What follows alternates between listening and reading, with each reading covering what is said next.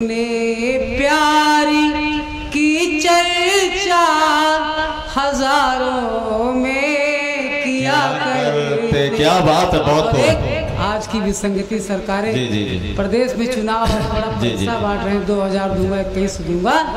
उस पर हमने लिखा कि सिक्कों में तोलने मेरा ईमान आ गए।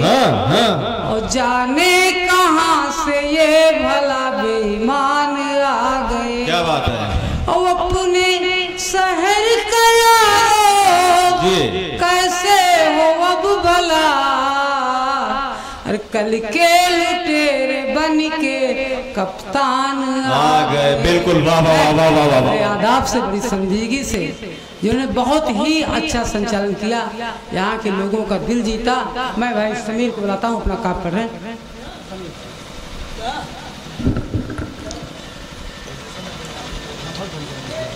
मैं पुनः माँ के चरणों में प्रणाम करता हूँ, मंच को प्रणाम करता हूँ, आप सबको करता हूँ। देखिए, यहाँ पे गंभीर साहित्य भी हुआ, सब कुछ हुआ।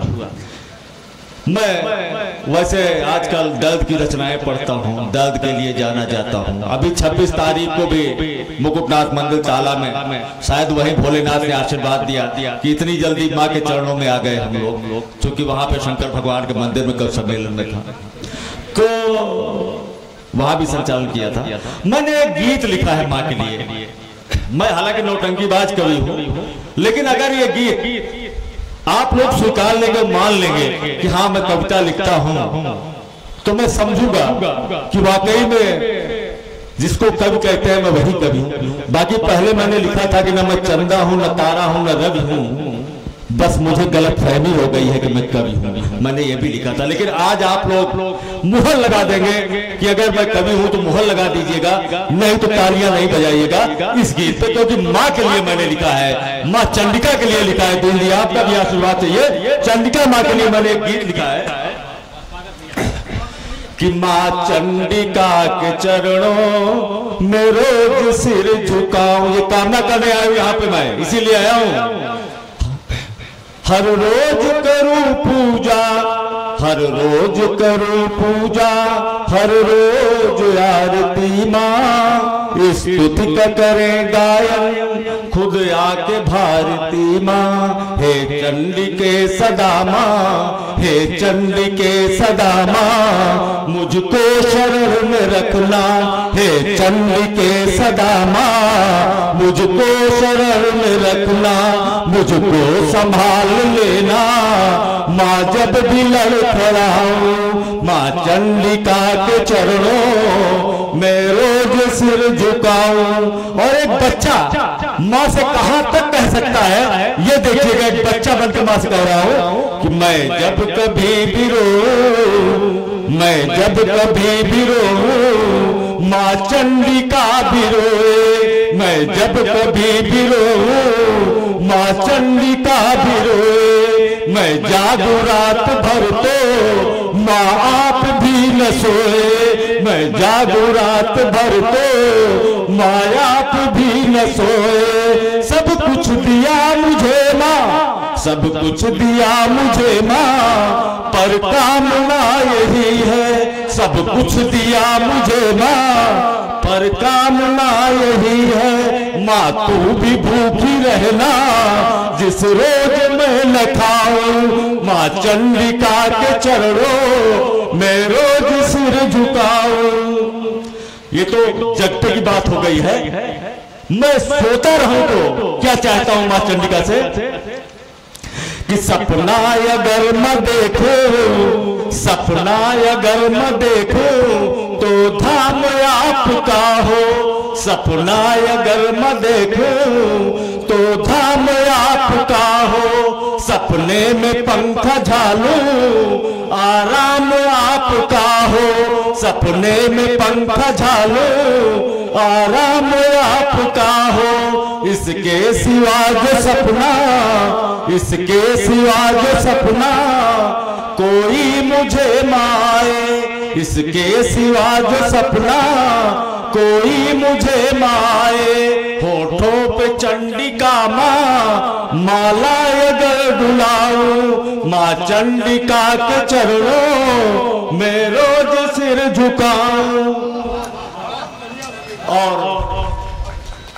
अंतिम पंक्तियां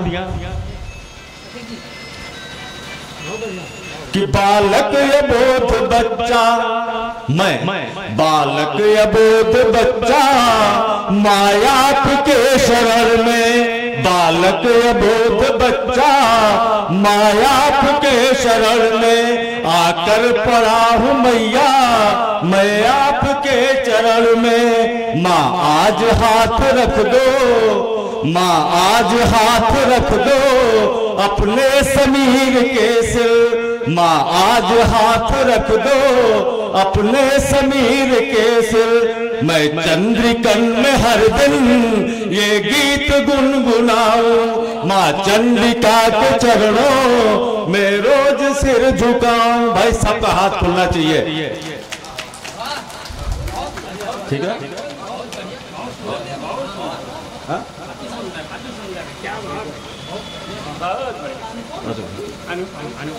और आगे बढ़ाओ।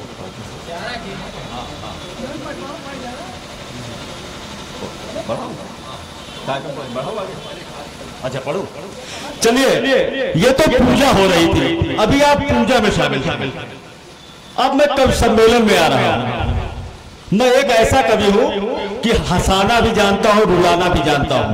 और हमारे पुरखे कहा करते थे कि किसी के सुख में पहुंचो या ना पहुंचो, दुख में जरूर पहुंचना, ये तुम्हारा उत्तरदायित्व है, धर्म है, फर्ज है। तो एक सच्ची घटना पर आपको गीत दे रहा हूं। एक बार दिल्ली के कॉन्स्टिट्यूशनल क्लब में गोपाल दास नीरज जी का सम्मान समारोह था, बड़ा कार्यक्रम था। वहां पर मेरा एक मित्र आया हुआ था। हम कहा क्या बात है, आज आप कुछ परेशान से नजर आ रहे हैं, कुछ दुखी से नजर आ रहे हैं, कोई खास बात तो नहीं है? उसने कहा क्या बताऊं समीर, परसों मेरे गांव के एक किसान ने आत्महत्या कर लिया है।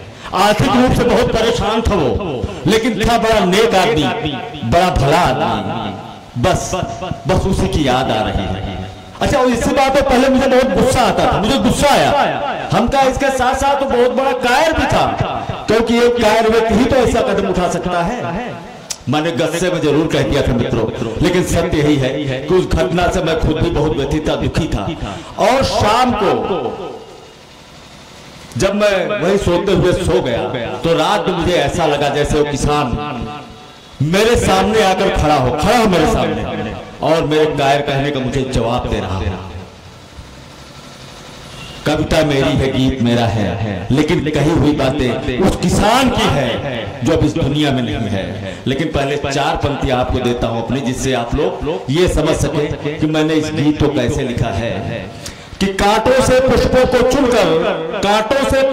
चुनकर सारे फूल पिरोया हूं मैं, इतने दर्द हृदय में उमड़े कई रात ना सोया हूं मैं। आप सभी को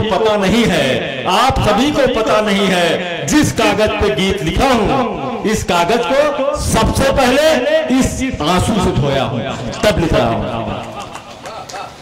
तब देखो किसान क्या कह रहा है, जो आत्महत्या कर चुका है, दुनिया में नहीं है।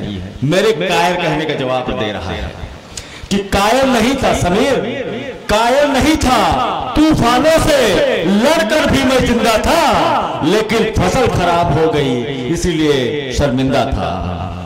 क्या प्रॉब्लम थी? 3 लाख में कर्जा लेकर, सच्ची घटना है विदर्भ में जो 17 किसान आत्महत्या करते हैं, उसी में एक किसान की सच्ची कहानी है जो दे रहा हूं, कविता नहीं कहानी है।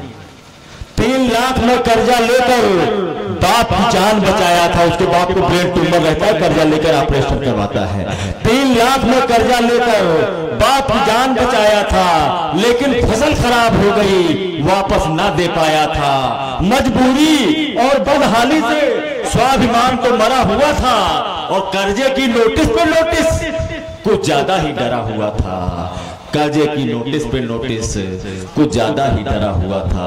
मेरी बीवी बिन रोटी के भूखी जब जब सोती थी, मेरी बीवी बिन रोटी के भूखी जब जब सोती थी, उस दिन मेरी नन्ही बिटिया दूध के कारण रोती थी। तुम्हें बताओ, यहाँ पढ़े लिखे लोग बैठे हैं, विद्वान लोग बैठे हैं, आप ही लोग बताओ, तुम्हें बताओ, भूखी माँ को दूध कहां से आएगा, और एक बाप इतने गम लेकर भला कहां जी पाएगा। एक बाप इतने गम लेकर